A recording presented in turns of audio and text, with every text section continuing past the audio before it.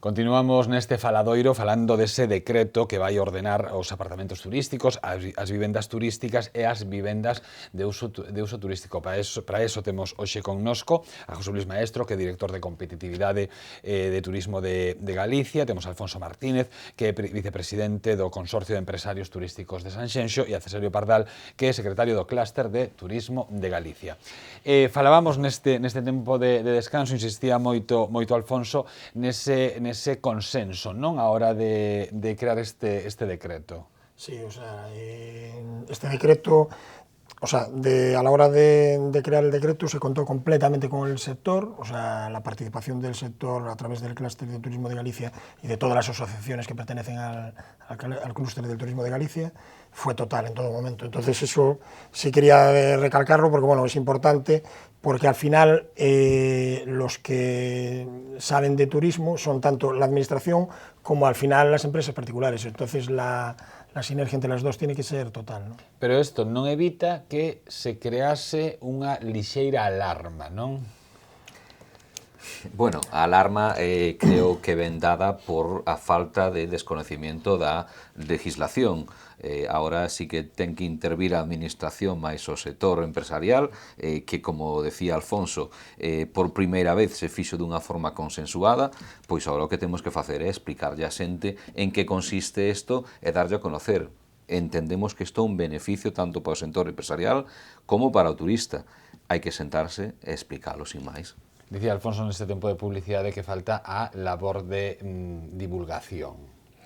Sí, efectivamente, con todas as normas o que hai que facer, digamos, polo libro, non? Por decirlo de alguma maneira, é pois divulgar o que di a norma, porque se alguén publica no Diario Oficial de Galicia e parece que con eso é suficiente, pois non, hai que salir, hai que explicar, hai que ir aos foros, hai que ir ao territorio, a cada un das comarcas de Galicia, as cidades, sobre todo onde hai unha oferta maior neste sentido, e está previsto. Está previsto e que non entre en vigor de maneira inmediata para que tamén, en canto se publique, pois que a xente poda sabelo, fagamos esa difusión, expliquemos, e despois, pois, bueno, pouco a pouco se vaya regularizando. Tamén todo o corpo de inspectores irá explicando e irá contando pois, cal é o contido do decreto, non? O vamos facer seguramente incluso antes de que se publique para ir contando cal é o contido, pero despois, inmediatamente despois, dunha maneira pues, todavía máis intensa. Con este decreto e con outros, posiblemente con este máis, non? Con este decreto. Falase tamén de que unha das cousas que pode beneficiar este decreto son evitar as molestias xeradas a residentes. Estou a pensar ou a imaginarme nestas casas antiguas aquí en Compostela, non? Que un piso alguén o adique a lugar, xente subindo, xente baixando, bueno, que aquilo está regulado, non, de algún xeito, para que os residentes, os veciños tamén podamos convivir. Eu sei o que é o sufrimento de todos os peregrinos entrando por San Pedro, en canto sai un rayo de sol.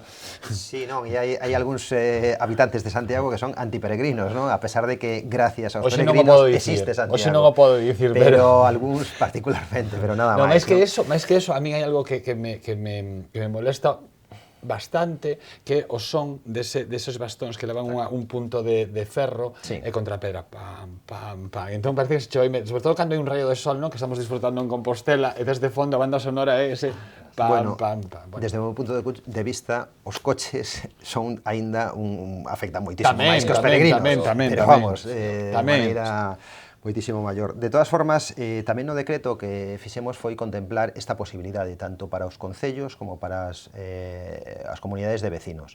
Entón, recollemos, aínda que a propia normativa urbanística local como a normativa das comunidades de veciños xa os recollen, non? Pero nos estatutos das comunidades de veciños legalmente registrados tamén poden impedir ou limitar que se dediquen a vivendas de uso turístico. E ao mesmo tempo, os concellos poden tamén, recollemos así no decreto, poñer limitacións ao número máximo de vivendas de uso turístico que poda haber nun sector. Un pouco co xeito de que isto non se estenda, non existan barrios que estean exclusivamente dedicados a este tipo de turismo. É que realmente si isto é como as farmacias, se necesita un... Non, realmente isto non vai a ocurrir de todas formas. Isto ocurriu, e por eso recollimos, porque eu creo que hai un exceso de prudencia, ocorreu en Barcelona. En Barcelona, en determinados barrios. Barcelona ten un problema de xestión dos seus turistas en determinados lugares da cidade, pero en Galicia non ocorre nin siquiera en Santiago. Pero, de todas formas, poñemos un instrumento a disposición para que podan utilizalo. Prevendo de que poida pasar eso. Efectivamente. Sí, porque se non hai barrios ou espazos que son susceptibles. O mellor a ninguén se lle ocurre montar en Santiago de Chile.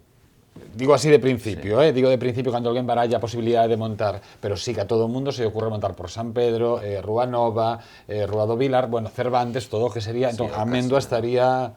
E a cidade é moito máis ampla que Amendoa. Pero Amendoa e digamos, os rueiros de Santiago, bueno, eu creo que teñen moitísimas máis posibilidades que simplemente o aluguer como vivenda de uso turístico. Este sería un segundo uso dunha vivenda residencial. Pode haber algunha, pero eu creo que a potencialidade económico-turística deste área é enorme. Entonces, bueno, non me preocupa. Vamos, poñemos a disposición eses instrumentos, pero bueno, eu creo que esa alarma non existirá. Aparte, yo creo que va a suponer para muchos núcleos de población, precisamente, que ahora mismo a lo mejor no hay una infraestructura hotelera o de alojamiento, sí va a suponer una oportunidad de crear un modelo de negocio sin hacer una gran inversión, porque a lo mejor ya se está realizando, ¿no? Y eso al final pues va a ayudar a esa población pues a generar riqueza y a ser una alternativa más turística. Como un elemento de dinamización. Sí, para muchos, claro, es que estamos todo el momento hablando de zonas que son muy turísticas, como puede ser Santiago, como puede ser San Senso, pero también hay que verlo desde el punto de vista de lo que puede aportar a muchas otras zonas que no lo son tanto, y este modelo concreto de vivienda de uso turístico. Pero isto é parecido ou é o mesmo que unha casa de turismo rural? Non ten nada que ver.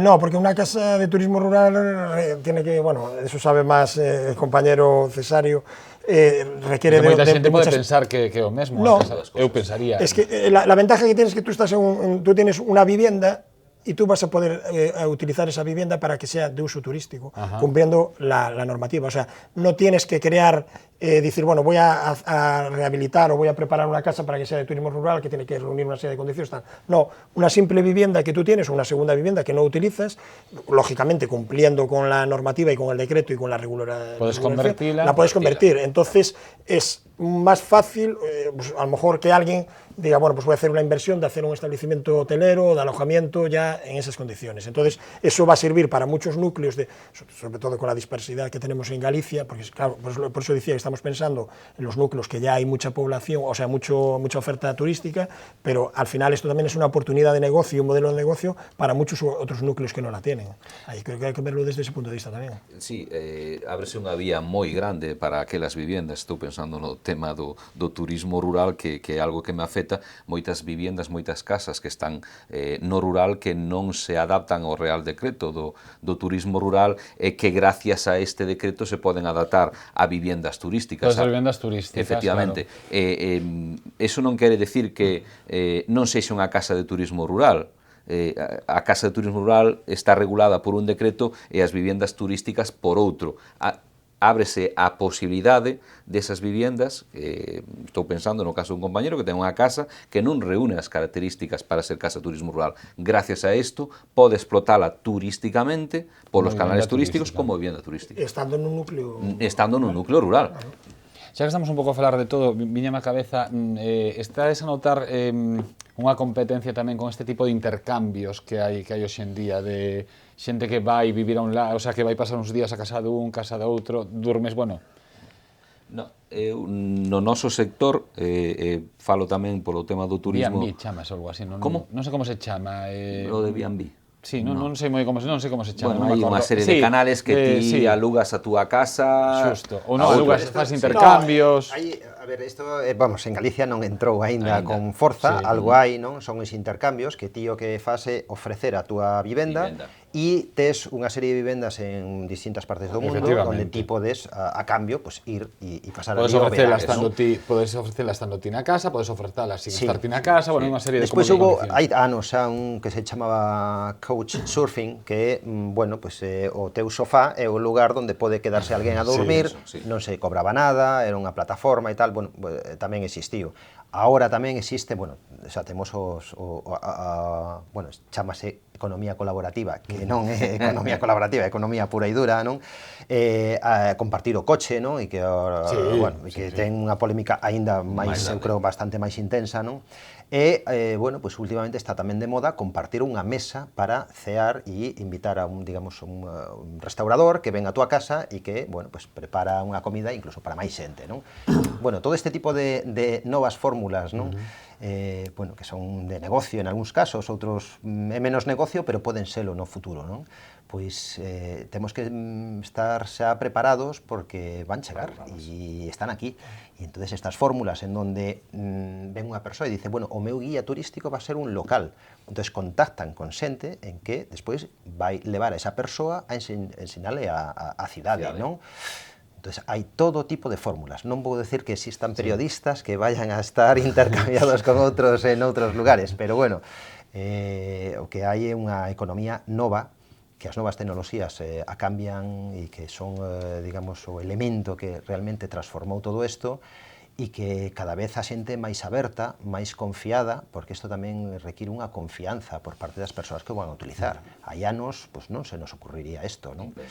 Tamén pero bueno, tampouco todo el mundo, o sea, hai un público concreto para un nicho de mercado para ese tipo, pero no todo el mundo tampouco está dispuesto a eso. Hai distintos públicos, non? Pero que o abanico cada vez ábrese máis. E tamén houbo, supoño que nos seus negocios houbo que ir adaptando esos tempos, porque había moita xente aí uns anos que quedara absolutamente dormida, non? Está claro, las novas... E hoxe en día realmente hai hotéis que son como, pero os máis, cousas como moi normaliñas, non me refiro a 5 estrelas, sino cousas que son como fantásticas, en decoracións, en ofertas de desayuno, por exemplo...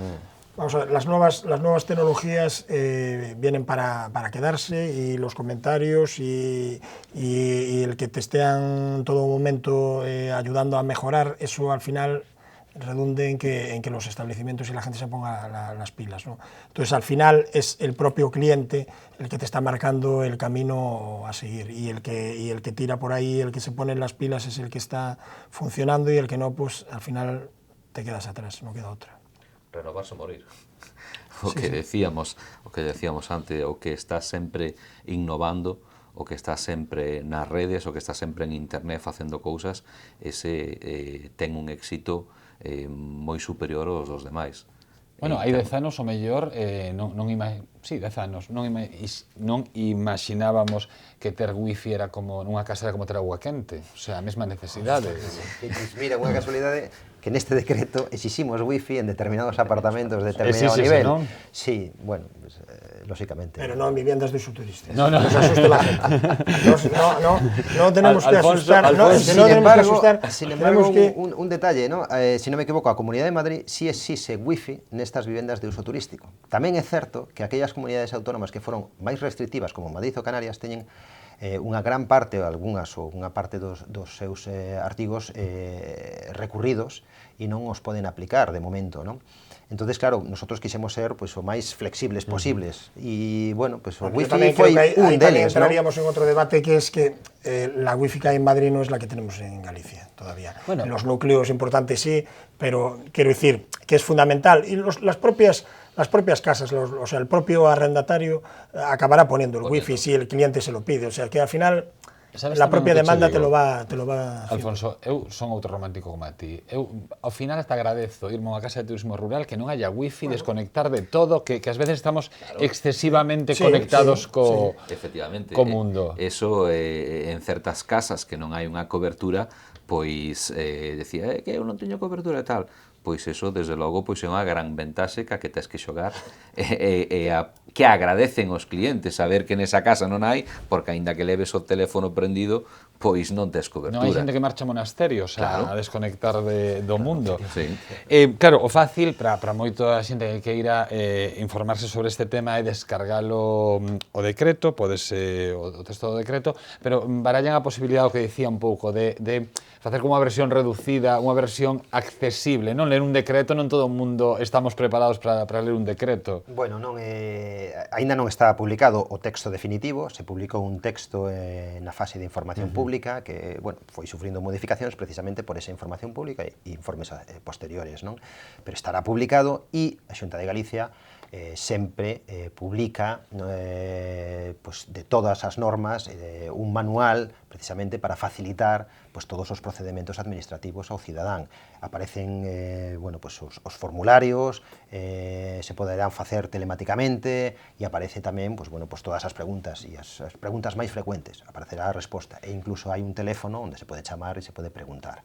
En todo caso, se é necesario tamén, pois se faría incluso máis que para explicar cando hai unha demanda de unha información determinada e puntual, non?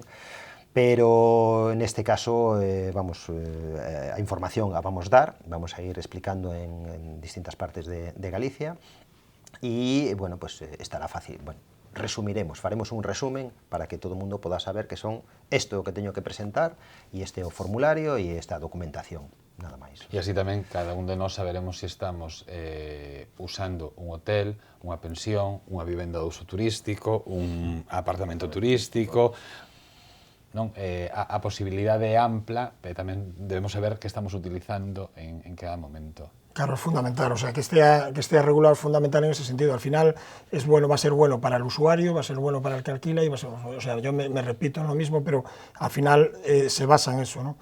De todas formas, yo lo que sí me gustaría es que la gente que está alquilando una casa o un piso, que lleva mucho tiempo alquilándolo, que no se asuste, que no se vuelva loco, porque es muy sencillo, lo va a poder cumplir todo el mundo, ya lo dijo antes, que va a tener toda la cabida del mundo y que luego por parte de la administración y por parte de las asociaciones va a haber mucha información en este sentido. Entonces, no creo que haya ningún problema al respecto.